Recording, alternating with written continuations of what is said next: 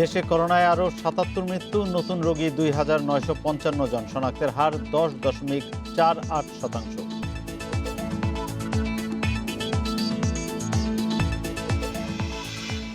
দেশেই তৈরি হবে রাশিয়ার স্পুতনিক 5 ও চীনের সিনোফার্মের করোনা টিকা, মন্ত্রিসভা কমিটির অনুমোদন।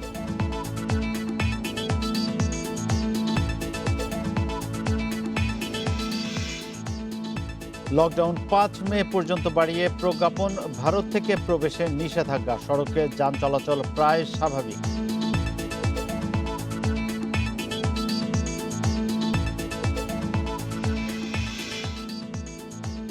ময়নাতদন্তের প্রাথমিক তথ্যে পুলিশের ধারণা আত্মহত্যা করেছে মুনিয়া, জড়িত কেউ ছাড় পাবে না জানালেন স্বরাষ্ট্রমন্ত্রী।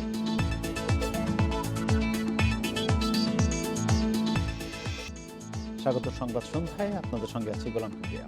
শিরোনামগুলো শুনছিলেন, এবার পুরো খবর। দেশে করোনায় আরও ৭৭ জনের মৃত্যু হয়েছে, এর মধ্যে পুরুষ ৪৩ এবং নারী ৩৪ জন। এ নিয়ে মোট প্রাণহানি হল ১১,৩০৫ জনের। ২৪ ঘন্টায় নতুন রোগী শনাক্ত হয়েছে ২,৯৫৫ জন। নমুনা পরীক্ষা বিবেচনায় শনাক্তের হার 10.48%।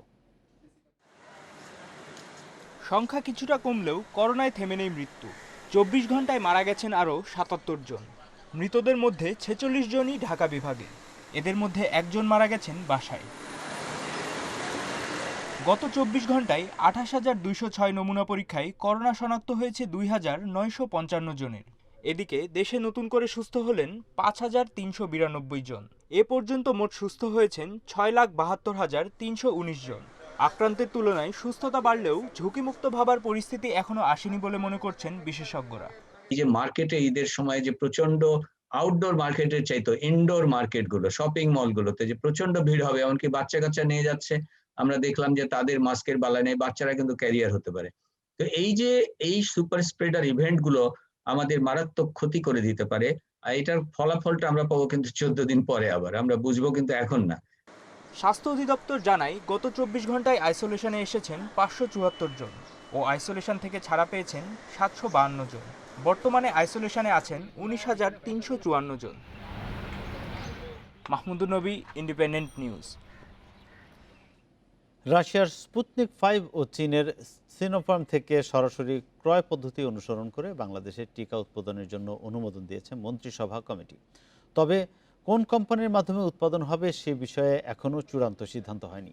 দুপুরে অর্থমন্ত্রীর সভাপতিত্বে সরকারি ক্রয় সংক্রান্ত মন্ত্রিসভা কমিটির ভার্চুয়াল বৈঠক শেষে সাংবাদিকদের এসব তথ্য জানান মন্ত্রিপরিষদ বিভাগের অতিরিক্ত সচিব ডক্টর শাহিদা আক্তার। ভারত থেকে চুক্তি অনুযায়ী সময় মতন করোনার টিকা পাচ্ছে না বাংলাদেশ, ফলে নতুন করে করোনার টিকা কেনার উৎস খোঁজা শুরু হয়।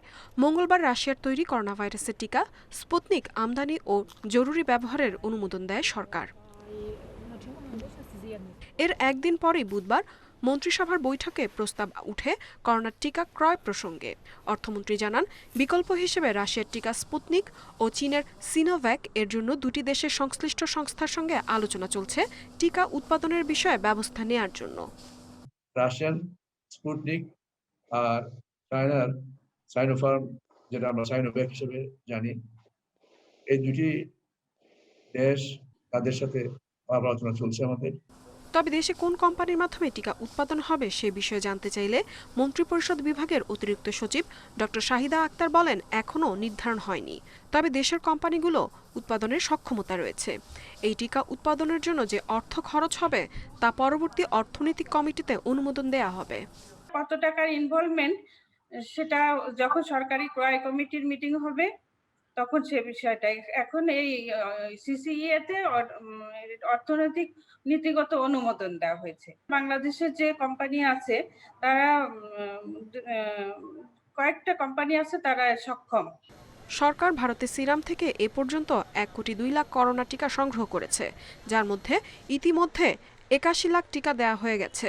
সিরামের টিকার পর স্পুতনিক টিকা আগামী মাসে ৪০ লাখ ডোজ আসবে বলে ওষুধ প্রশাসন অধিদপ্তর জানিয়েছে। ইফাতারা, ইন্ডিপেন্ডেন্ট নিউজ। জনগণকে বাঁচাতে সরকার যে কোনো জায়গা থেকেই করোনা টিকা সংগ্রহ করবে বলে মন্তব্য করেছেন আওয়ামী লীগের সাধারণ সম্পাদক ওবায়দুল কাদের। শহীদ শেখ জামালের ৬৮তম জন্মবার্ষিকী উপলক্ষে সকালে বনানী কবরস্থানে তার কবরে শ্রদ্ধা নিবেদন শেষে সাংবাদিকদের একথা জানান তিনি। ওবায়দুল কাদের আরও বলেন, দোষারোপের রাজনীতি পরিহার করে দলমত নির্বিশেষে ঐক্যবদ্ধভাবে করোনাকে মোকাবেলা করাই এখন সবচেয়ে বড় চ্যালেঞ্জ। যেই দলই করুক, হত্যার রাজনীতি কারো কাম্য নয় বলে মন্তব্য করেন আওয়ামী লীগের সাধারণ সম্পাদক।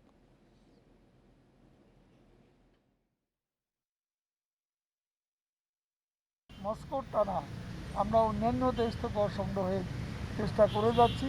আমরা আমেরিকা থেকেও চেষ্টা করছি, চীনও দিতে সহযোগিতার হাত প্রসারিত করতে চায়।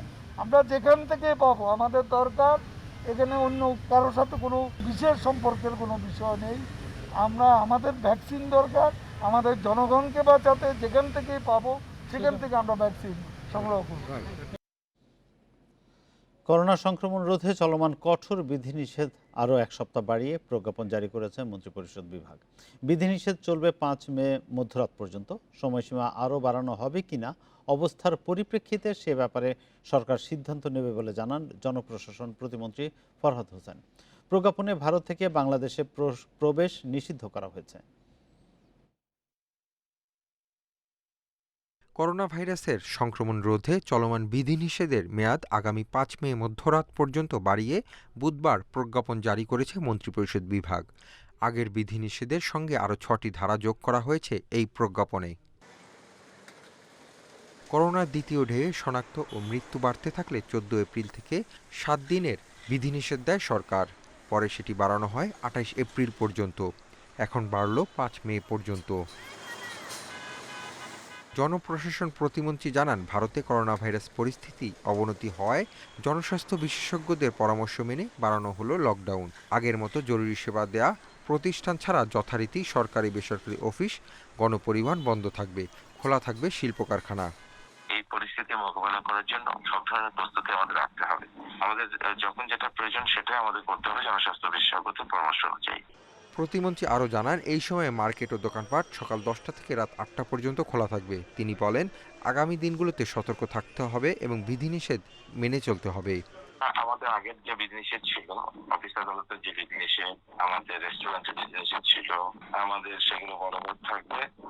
এখানে আমরা সকলকেই অপ্রয়োজনের বাইরে না আসার জন্য যে আমাদের বিধিনিষেধ ছিল, যে অপ্রয়োজনের বাইরে আসার দরকার নাই, স্বাস্থ্যবিধি মেনে চলা, আমাদের ডাবল মাস্ক পরা, এগুলো আমাদের খুব জোরালো হবে যাতে করে সকলেই প্রতিপালন করে। প্রজ্ঞাপনে স্থল, নৌ ও আকাশপথে কারও ভারত থেকে দেশে প্রবেশে নিষেধাজ্ঞা দেওয়া হয়েছে। তবে বাংলাদেশি নাগরিকরা ভারতে অবস্থিত বাংলাদেশ হাই কমিশনের অনুমতি সাপেক্ষে দেশে আসতে পারবেন। এক্ষেত্রে 14 দিনের কোয়ারেন্টিনে থাকতে হবে। Hasib Mahmud Shah, independent news, Dhaka. স্বাস্থ্যবিধি মেনে অর্ধেক যাত্রী বহন এবং 60% বর্ধিত ভাড়া নেওয়ার শর্তে গণপরিবহন চালু করার দাবি জানিয়েছেন পরিবহন মালিকেরা। তারা বলছেন, রাজধানী সহ দূরপাল্লার পথেও বাস চালু করতে চান তারা। এক্ষেত্রে অর্ধেক আসন ফাঁকা রেখে চালানো যেতে পারে। স্বাস্থ্যবিধি মানার বিষয়েও তৎপর থাকবেন তারা। চলমান লকডাউনে খোলা রয়েছে মার্কেট, অফিস, গার্মেন্টস। সড়কে চলছে বাস ছাড়া অন্য সব যানবাহন। শুধু বন্ধ রয়েছে গণপরিবহন। গণপরিবহন বন্ধ থাকায় কর্মহীন হয়ে পড়েছেন দেশের 50 লাখ পরিবহন শ্রমিক। তারা বলছেন, কাজ না থাকায় তাদের উপার্জন নেই, তারা আছেন নানা সংকটে। এখন সামনে ঈদ, রোজা চলতেছে। এখন ঢাকা শহরে থাকতে হইলে, বাসা ভাড়া, ফ্যামিলি নিয়ে থাকতে হইলে অনেক সমস্যা।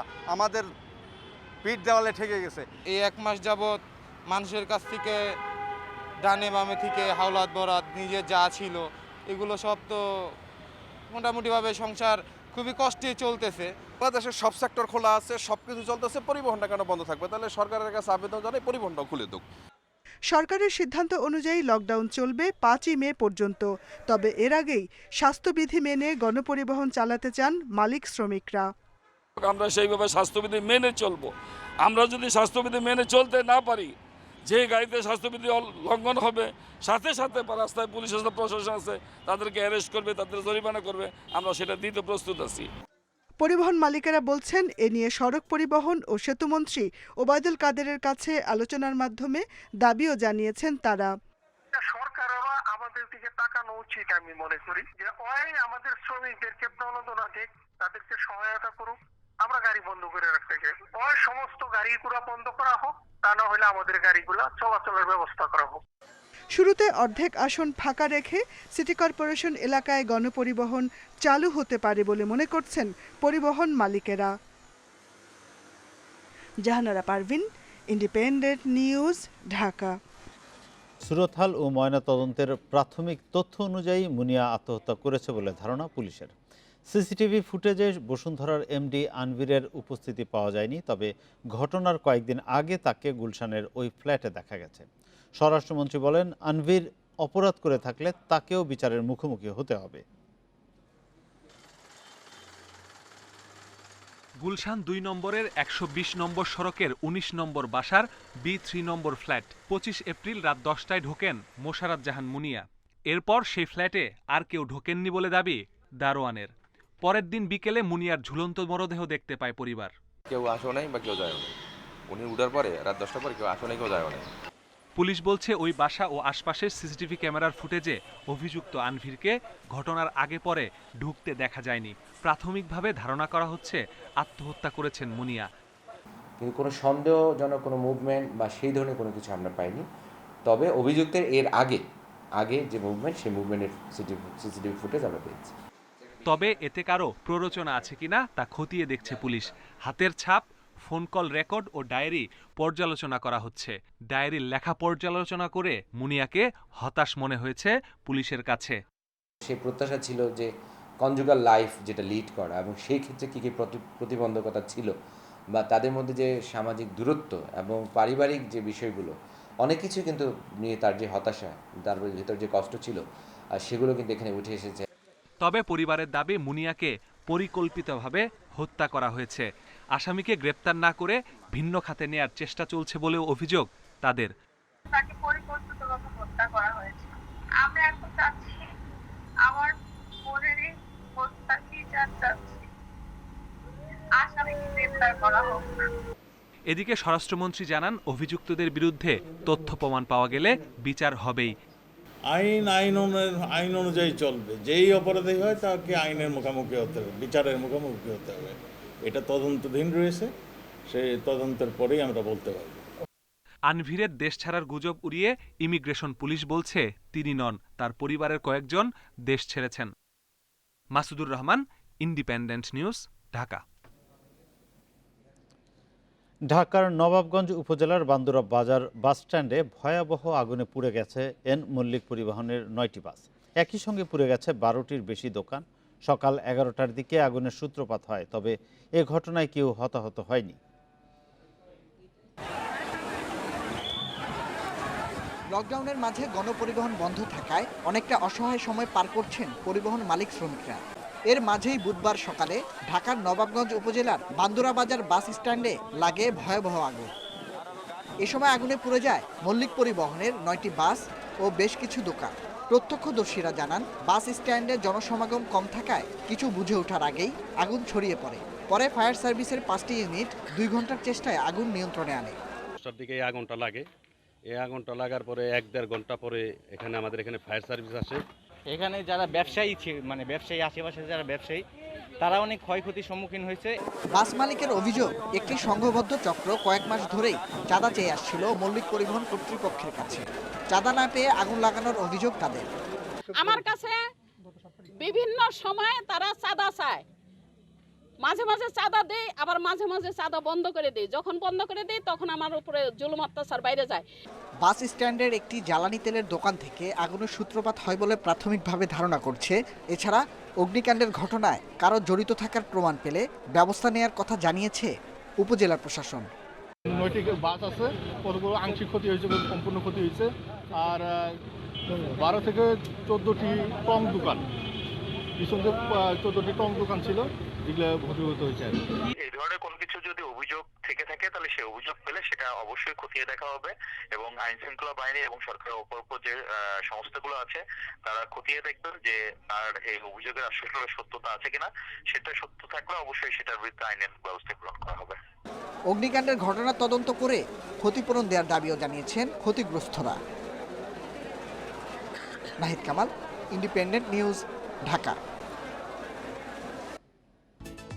দেশে তাপমাত্রা কিছুটা কমেছে, তবে ঢাকা, যশোর, শ্রীমঙ্গল, রাজশাহী সহ 12 জেলার ওপর দিয়ে বইছে মাঝারি তাপ প্রবাহ।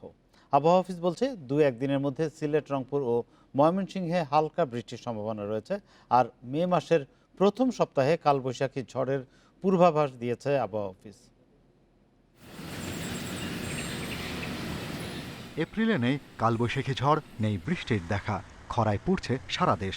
বুধবার শ্রীমঙ্গলে তাপমাত্রা পারদ উঠেছে সর্বোচ্চ 38.5 ডিগ্রি সেলসিয়াস, রাজশাহীতে 38.3 আর রাজধানী ঢাকায় তাপমাত্রা 38 ডিগ্রি সেলসিয়াস, যা আবহাওয়া বিজ্ঞানের পরিভাষায় মাঝারি তাপপ্রবাহ।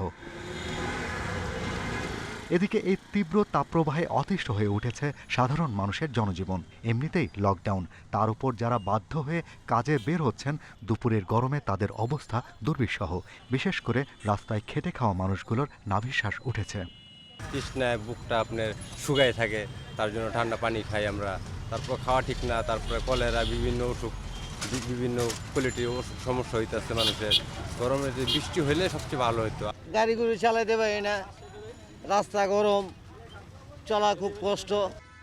গত রোববার থেকে যশোর, খুলনা ও রাজশাহী অঞ্চলে তীব্র তাপপ্রবাহ ছিল। তবে আবহাওয়া অফিস বলছে বুধবার থেকে যশোর, সীতাকুণ্ড, রাঙামাটি, নোয়াখালী, ফেনী, রাজশাহী, পাবনা, ঢাকা, রংপুর, খুলনা, বরিশাল, সিলেট অঞ্চলে এখন মাঝারি তাপপ্রবাহ বইছে। এসব এলাকায় 2-1 দিনের মধ্যে বৃষ্টির সম্ভাবনা কম, তবে কুমিল্লা, কিশোরগঞ্জ, রংপুর, ময়মনসিংহে 2-1 স্থানে হালকা বৃষ্টি হতে পারে। আরব সাগর থেকে হালকা এবং গরম বাতাস আসে এবং বে অফ বেঙ্গল থেকে যে বাতাসটা সেটা জলীয়বাষ্পপূর্ণ এবং ঠান্ডা বাতাস, দুইটা বাতাসের মিশ্রণের ফলে মেঘের সৃষ্টি হয় এবং এই ঠান্ডার এবং বিদ্যুৎ চমকা এবং বৃষ্টি বাদল হওয়ার সম্ভাবনা থাকে। এই যে দুইটার মিক্সিংটা হচ্ছে না এবং বাতাসেও কম, এই যে দুইটার যে সমন্বয় ঘটছে না জন্য মেঘের সৃষ্টি হচ্ছে না এবং বৃষ্টি বাদল হচ্ছে না। এপ্রিলে বঙ্গোপসাগরে একটি নিম্নচাপ সৃষ্টি হওয়ার কথা থাকলেও তা হয়নি। আরব সাগর থেকে উষ্ণ বাতাস না আসায় গরম বেশি অনুভূত হচ্ছে, তাই চলতি মাসে সারা দেশে খরা কাটছে না। Shahriar Anirban, independent news, Dhaka. ভারতে করোনায় মোট প্রাণহানি 2 লাখ ছাড়ালো, যদিও এই সংখ্যা আরও বেশি বলে ধারণা বিশেষজ্ঞদের। এর মধ্যে 24 ঘন্টায় 3,200-র বেশি মৃত্যুর নতুন রেকর্ড হয়েছে দেশটিতে। একদিনে ভারতে নতুন শনাক্ত হয়েছে 3,62,000 রোগী। ভারতে টানা 7 দিন ধরে 3 লাখের বেশি করোনা রোগী শনাক্ত হচ্ছে। একদিনে বিশ্বের সর্বোচ্চ মৃত্যুর রেকর্ড হয়েছে দেশটিতে। শুধু মহারাষ্ট্রেই মৃত্যু হয়েছে 900 জনের। নতুন শনাক্ত 66,000 রোগী। এদিকে ভারতের মিরাটের একটি হাসপাতালে অক্সিজেনের অভাবে 7 রোগীর মৃত্যু হয়েছে। সংক্রমণ বেড়ে যাওয়ায় 144 ধারা জারি করেছে হরিয়ানা সরকার।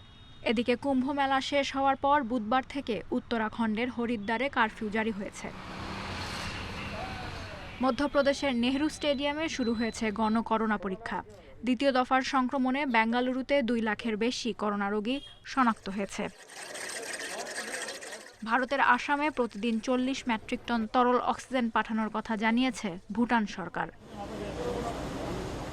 অন্যদিকে ভারতে শনাক্ত হওয়া করোনার শক্তিশালী ধরনটি বিশ্বের 17টি দেশে পাওয়া গেছে বলে জানিয়েছে বিশ্ব স্বাস্থ্য সংস্থা। অক্সিজেন, ভেন্টিলেটর, কনসেন্ট্রেটর এবং রেমডিসিভির ওষুধ পাঠানোর কথা জানিয়েছে ইউরোপীয় ইউনিয়নভুক্ত Ireland, Belgium, Romania, Luxembourg, Portugal এবং সুইডেন। এদিকে করোনা আক্রান্ত হয়ে চিকিৎসাধীন অবস্থায় মারা গেছেন ভারতের প্রধানমন্ত্রী নরেন্দ্র মোদীর চাচি নর্মাদাবেন মোদী। মঙ্গলবার আহমেদাবাদের এক হাসপাতালে তার মৃত্যু হয় বলে জানিয়েছে তার পরিবারের সদস্যরা। Lutfa Fauzia, independent news. ভারতের করোনা পরিস্থিতি নিয়ে কথা বলতে আমাদের সঙ্গে দিল্লি থেকে যোগ দিচ্ছেন টাইমস অফ ইন্ডিয়ার সিটি এডিটর অমিত ভট্টাচার্য। অমিত ভট্টাচার্য, আপনাকে স্বাগত। আমরা যেটি জানতে চাই, দিল্লিতে এখন কি অবস্থা? ভারতের বিভিন্ন গণমাধ্যম সহ অন্যান্য গণমাধ্যমে আমরা দেখতে পাচ্ছি বলা হচ্ছে যে যেই অবস্থা, মৃতের সংখ্যা প্রকৃত অর্থে যত, কিন্তু সরকারি হিসাবে তার চেয়ে কম দেখানো হচ্ছে। এই বিষয়টাও একটু জানাবেন। দিল্লিতে অবস্থা এখনো গম্ভীর আছে। দিল্লির প্রত্যেক দিন আমরা দেখতে পাচ্ছি অফিসিয়াল স্ট্যাটিস্টিক্স যা দেখাচ্ছে 20,000-এর বেশি প্রত্যেক দিন নতুন কেস ধরা পড়ছে। আর এই 20,000 কালকে যেরকম 24,000 ছিল, তার আগের দিন 22,000। কিন্তু ফিলিং এই অনেক লোকেদের ভেতরেই কি আসল সংখ্যা এর থেকে অনেক বেশি। টেস্টিং কম হয়ে গেছে। এক সপ্তাহ আগে অবধি আমরা 1 লক্ষর ওপরে টেস্ট করছিলাম, এখন ওইটা নিচে নেবে 70,000 এর আশেপাশে টেস্টিং হচ্ছে। তো আমাদের পজিটিভিটি রেটও খুব বেড়ে গেছে। আর এটার সাথে সাথে মৃত্যুর সংখ্যা রোজ একটু একটু করে বাড়ছে। কালকে যেমন 380-র ওপরে মৃত্যু শুধু দিল্লিতে অফিসিয়ালি রেজিস্টার হয়েছিল।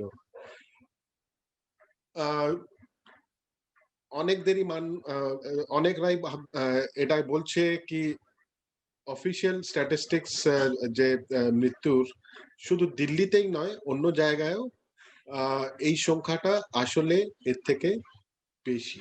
আরেকটি বিষয় জানতে চাই, এই দফায় যখন সংক্রমণ আসলো, ঢেউটা আসলো, তখন দিল্লির পরিস্থিতি এতটা কেন নাজুক হয়ে পড়লো, এতটা খারাপ কেন হয়ে পড়লো, কি কি কারণ এর পেছনে? দেখুন, দিল্লি একটা মানে সব থেকে বড় আরবান সেন্টার। দিল্লির আশেপাশেও অনেক অফিস আছে, ইন্ডাস্ট্রি আছে। তো দিল্লি একটা বড় সেন্টার যেখানে অনেক লোকেদের আসা যাওয়া হয়। তো এরকম অবস্থায় এইসব আরবান সেন্টার্স গুলো পুরো বিশ্বে দেখা গেছে কি এইখানে কেসেস গুলো অন্য জায়গার কেসেস থেকে বেশি। আর একটা কারণ হতে পারে কি টেস্টিং ও দিল্লির মতন জায়গায় বেশি হয়, গ্রাম অঞ্চলে টেস্টিংও কম হচ্ছে। তো ওখান থেকে আমাদের স্ট্যাটিস্টিক্স ও অত বেশি এখনো আসছে না। তবুও এটা দেখা পড়ছে কি এইবার সেকেন্ড ওয়েভ ইন্ডিয়াতে যেটা শুরু হয়েছে মার্চ ফেব্রুয়ারি এন্ড থেকে, ওতে দেখা যাচ্ছে কি গ্রাম অঞ্চল থেকেও অনেক কেসেস গুলো আসছে। তো দিল্লির একটা কারণ তো এই। আর একটা, কেউই ঠিক প্রস্তুত ছিল না এই সেকেন্ড ওয়েভটাকে ফেস করার জন্য। আর যেরকম ভিরুলেন্স এই মানে যত বেশি সংক্রামক এই সেকেন্ড ওয়েভটা, ফার্স্ট ওয়েভ ওটার সামনে কিছু ছিল না। তো সরকারও প্রস্তুত ছিল না, দিল্লির গভর্নমেন্ট, সেন্ট্রাল গভর্নমেন্ট দুজনেই প্রস্তুত ছিল না। অবশ্যই অমিত ভট্টাচার্য, আপনাকে অনেক ধন্যবাদ। আমরা আশা করব পরিস্থিতি শিগগিরই আরো ভালোর দিকে যাবে। আপনাকে পাল্লেকেলেতে কাল শুরু দ্বিতীয় টেস্ট। 3 ডিপার্টমেন্টের ধারাবাহিকতা ধরে রাখার চ্যালেঞ্জ বাংলাদেশের। লঙ্কানদের বিপক্ষে প্রথম টেস্টে ড্রয়ের আত্মবিশ্বাসে ফিরেছে মুমিনুলের দলে। হেড কোচ রাসেল ডোমিঙ্গো জানিয়েছেন, সিরিজ জিততে পারলে দারুণ অর্জন হবে বাংলাদেশের জন্য। ম্যাচ শুরু বাংলাদেশ সময় সকাল 10:30টায়। সিরিজ নির্ধারণী টেস্টে আলোচনার কেন্দ্রে পাল্লেকেলের উইকেট। পিচ বুঝে হবে দুই দলের একাদশ। ম্যাচের দিন সকাল পর্যন্ত অপেক্ষা করতে চায় বাংলাদেশ। 6 ব্যাটসম্যান আর 5 বোলার রেসিপিতে সাফল্য আসায় দ্বিতীয় টেস্টেও একই পরিকল্পনা ডোমিঙ্গোর। সাইফকে আরও একটা সুযোগ দেওয়ার পক্ষে হেড কোচ। লঙ্কানরা 3 স্পিনার নিয়ে একাদশ সাজানোর আভাস দিয়ে রেখেছে, কিন্তু টাইগারদের সে সুযোগ নেই। কারণ দ্বিতীয় টেস্টের জন্য ঘোষিত 15 জনের স্কোয়াডে নেই তৃতীয় স্পিনার। সেক্ষেত্রে স্পিনিং উইকেট হলে বিপদে পড়বে বাংলাদেশ। আমরা সিরিজ জিততে চাই। শ্রীলঙ্কায় সিরিজ জিততে পারলে দারুণ অর্জন হবে। টেস্টের 5 দিনেই আমাদের ভালো খেলতে হবে। শ্রীলঙ্কাকে ওদের মাটিতে হারানো অনেক কঠিন। আমরা শুরুটা ভালো করতে চাই, পাশাপাশি সেশন ধরে খেলতে চাই। ব্যাটিং স্বর্গে এবারও বড় লক্ষ্য শ্রীলঙ্কার। লাহিরু কুমারার অভিজ্ঞতা মিস করবে শ্রীলঙ্কা। তার জায়গায় রিস্ট স্পিনার সান্দাকান কিংবা অফ স্পিন অলরাউন্ডার রমেশের সুযোগ মিলবে। প্রথম টেস্টের উইকেটে বোলারদের জন্য কিছুই ছিল না। আশা করছি এবার উইকেট বোলারদের কিছুটা সাহায্য করবে। আমরা 2 সিমার আর 3 স্পিনার নিয়ে খেলানোর পরিকল্পনা করছি। অতীত পরিসংখ্যান লঙ্কার পক্ষে। ঘরের মাঠে বাংলাদেশের বিপক্ষে অন্তত একটা ম্যাচ হলেও জিতেছে ওরা। অতীত মিলে গেলে সিরিজটা থেকে যাবে ওদের ঘরেই। Saiful Majumdar, independent news. লকডাউনে চিড়িয়াখানায় জন্ম নিয়েছে ৩০ প্রাণী। জলহস্তী, জেব্রা, আফ্রিকান ঘোড়া, ময়ূর ও ইমু পাখির ঘরে এসেছে নতুন অতিথি। কর্তৃপক্ষ বলছে লোক সমাগম নেই বলে প্রাণীর প্রজনন ভালো হচ্ছে। জানালেন বিশ্বের অনেক দেশে চিড়িয়াখানায় পশু করোনায় আক্রান্ত হলেও মিরপুর এখনও সংক্রমণমুক্ত। নেই দর্শনার্থী, নেই হৈহুল্লোড়, তবুও মিরপুর জাতীয় চিড়িয়াখানায় বেঙ্গল টাইগার রয়েছে অস্বস্তিতে। বৈশাখের খরতাপে জঙ্গলের মহাশক্তিধরের ত্রাহি ত্রাহি অবস্থা। প্রশান্তি খুঁজতে গরাদের চৌবাচ্চায় শরীর ডুবিয়ে সারাদিন পার করছে। যুক্তরাষ্ট্রসহ বেশ কিছু দেশে বাঘ সিংহের শরীরে করোনা শনাক্ত হয়েছে। তবে বাংলাদেশের চিড়িয়াখানায় দর্শনার্থী প্রবেশ বন্ধ ও পরিচর্যাকারীরা স্বাস্থ্যবিধি মানায় এখনও নিরাপদে রয়েছে প্রাণীরা। টাইগারের যে রিপোর্ট হয়েছে সেটাও ধারণা করা হয়েছে যে যিনি কেয়ারটেকার তিনি আক্রান্ত ছিলেন, তার সংস্পর্শে আসে সে। তো মানে আমাদেরও তো বিড়াল জাতীয় প্রাণী আছে, লায়ন, টাইগার এগুলো আছে। আমরা সেক্ষেত্রে তাদের কেয়ারটেকারদেরকে অবজার্ভ করছি যে কোনো স্টাফ যদি আক্রান্ত থাকে তাহলে সে মানে তাকে তো আর ডিউটি করার পারমিশন দেওয়া হবে না। লকডাউন আশীর্বাদ হয়ে এসেছে চিড়িয়াখানায়। জেব্রার পরিবারে এসেছে এক জোড়া শাবক, সুস্থ সবল হয়ে গরাদ জুড়ে মায়ের সাথে ঘুরে বেড়াচ্ছে। ময়ূরের ঘরে এসেছে 5টি বাচ্চা। 14 নতুন অতিথি নিয়ে ইমু পাখির খাঁচাও ভরপুর। আর জলহস্তির ডেরায় মায়ের যত্নে বেড়ে উঠছে আর এক নবজাতক। দর্শনার্থী না থাকার কারণে আমার অ্যানিমেলগুলো কিন্তু একদিক থেকে বেশ ফুরফুরে মারা যায়। লকডাউন কতদিন থাকবে আমি জানি না, সরকারের নির্দেশনায় পাইলে আবারও এটা আমরা খুলে দেব। তবে এখন যে লকডাউন চলছে এই ফুরফুরে মেজাজের সময় যেহেতু তাদের প্রজনন ক্ষমতা বেড়ে গেছে, এর ফল আমরা 1 বছর পরে ইনশাআল্লাহ নতুন প্রজন্ম আমরা সংযুক্ত করতে পারব। মিরপুর জাতীয় চিড়িয়াখানায় প্রায় 3000 প্রাণী রয়েছে। গত বছর লকডাউনে 120টি নতুন প্রাণী জন্ম নেয়। Shahriar Anirban, independent news, Dhaka. আর এই ছিল এখনকার আয়োজনে। শেষ করার আগে শিরোনামগুলো আরেকবার। দেশে করোনায় আরও 77 মৃত্যু, নতুন রোগী 2955 জন, শনাক্তের হার 10.48%।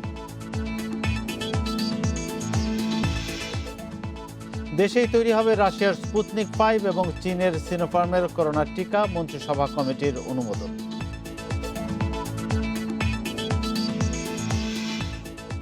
লকডাউন 5 মে পর্যন্ত বাড়িয়ে প্রজ্ঞাপন, ভারত থেকে প্রবেশের নিষেধাজ্ঞা, সড়কে যান চলাচল প্রায় স্বাভাবিক।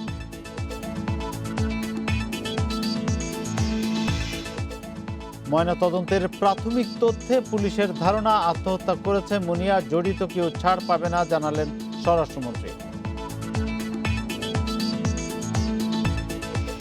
আর এই ছিল সংবাদ সন্ধ্যায়। ইন্ডিপেন্ডেন্ট টেলিভিশনের সব খবর আরও বিস্তারিত জানতে চোখ রাখুন আমাদের ফেসবুক, ইউটিউব এবং টুইটারে। সাথে থাকার জন্য ধন্যবাদ।